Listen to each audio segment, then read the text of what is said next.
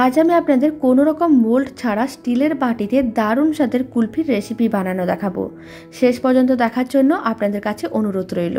আশা করি কুলফির রেসিপিটা আপনাদের খুবই ভালো লাগবে, আর শেষ পর্যন্ত দেখার জন্য অনুরোধ রইল। নমস্কার, আমি রুমি। আপনাদের সবাইকে আবারও একটা দারুণ স্বাদের রেসিপিতে স্বাগত। প্রথমে একটা মিক্সির জার নিয়েছি, তার মধ্যে আমি দিয়ে দিচ্ছি 10-12টার মতন কাজু বাদাম, আর আমি দিয়ে দিলাম 10-12টার মতন পেস্তা। এবার আমি এর মধ্যে দিয়ে দিচ্ছি কিছুটা পরিমাণ চিনি। এখানে আমি 50 গ্রাম চিনি নিয়েছি, চিনির পরিমাণটা কম বা বেশি করতে পারেন। খুব ভালো করে চিনিটা গুঁড়ো করে নিতে হবে, মানে সমস্ত কিছু একসঙ্গে গুঁড়ো করে নিতে হবে। এবার এই গুঁড়োটাকে এক সাইডে রেখে দিতে হবে। কুলফি বানানোর জন্য এই গুঁড়োটা প্রথমেই রেডি করতে হবে। এবার আমি একটা কড়াইকে গ্যাসের ওভেনের ওপরে বসিয়ে দিয়েছিলাম। কড়াইয়ের মধ্যে দিয়ে দিলাম মেজারিং কাপের 2 কাপ জল। জলটা হালকা করে গরম করে নিতে হবে, আর জলটা যখন হালকা গরম হয়ে যাবে 1 কাপ গুঁড়ো দুধ দিয়ে দিতে হবে।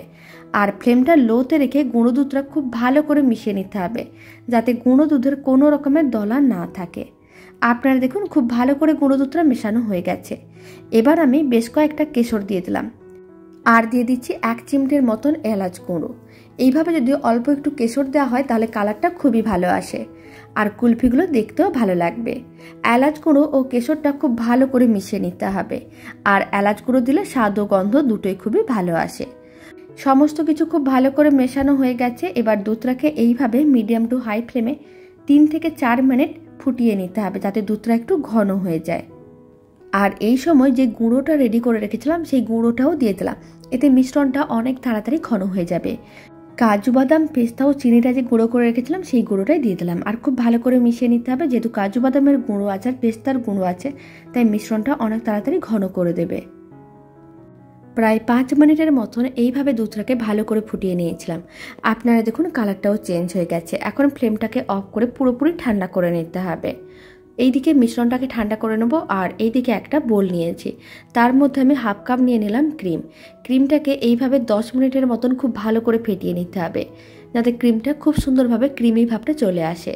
আর যদি ইলেকট্রিক বিটার থাকে তাহলে আপনারা 2 মিনিটের মতন বিট করে নিতে হবে। এবার আমি যে মিশ্রণটা রেডি করে রেখেছিলাম সেই মিশ্রণটা দিয়ে দিলাম, তারপরে খুব ভালো করে একসঙ্গে মিশিয়ে নিতে হবে, তাহলে কুলফিটা খেতে অনেক বেশি ভালো লাগবে। এইভাবে একবার কুলফির রেসিপিটা বাড়িতে বানিয়ে দেখতে পারেন। বানানো যেমন সহজ, খেতেও বেশ ভালো হয়। সমস্ত কিছু খুব ভালো করে মেশানো হয়ে গেছে। কুলফির মিশ্রণটা একেবারেই রেডি। আপনাদের কাছে যদি মোল্ড থাকে তাহলে আপনারা চাইলে মোল্ডেও বানাতে পারেন, আর নাহলে এইভাবে স্টিলের বাটিতেও কুলফিটা রেডি করা যায়।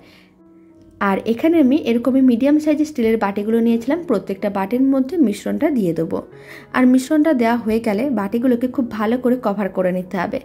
আপনারা চাইলে স্টিলের প্লেট দিয়েও কভার করতে পারেন, আর না হলে অ্যালুমিনিয়াম ফয়েল নিতে হবে। একটা বাটিকে অ্যালুমিনিয়াম ফয়েল দিয়ে ভালো করে কভার করে নিতে হবে। তারপরে ডিপ ফ্রিজে 7 থেকে 8 ঘন্টা রেখে দিতে হবে, তাহলে এই কুলফিগুলো রেডি হয়ে যাবে। দারুণ স্বাদের এই কুলফির রেসিপিটা বাড়িতে বানিয়ে দেখতে পারেন। আশা করি আপনাদেরও খুবই ভালো লাগবে। আর বাড়িতে বানালে কমেন্ট বক্সে জানাতে একেবারেই ভুলবেন না কুলফিগুলো খেয়ে আপনাদের কেমন লাগলো। এখন সমস্তগুলো কভার করে প্রায় 7 ঘন্টা ডিপ ফ্রিজে রেখে দিয়েছিলাম। এবার আমি 7 ঘন্টা পরেই দেখাচ্ছি। প্রথমে অ্যালুমিনিয়াম ফয়েলটা খুলে নিতে হবে। আপনারা দেখুন কুলফিগুলো খুব সুন্দরভাবে রেডি হয়ে গেছে। এবার সামান্য পরিমাণ পেস্তার টুকরো ছড়িয়ে দিচ্ছি, এতে দেখতে বেশ ভালো লাগবে।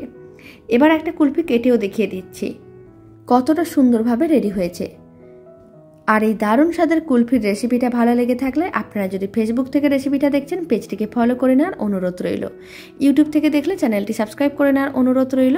পাশে থাকা বেল আইকনটি প্রেস করে নেবেন নতুন রেসিপির আপডেট সবার আগে পাওয়ার জন্য। বাড়িতে বানালে কমেন্ট বক্সে জানাতে একেবারেই ভুলবেন না খেয়ে কেমন লাগলো।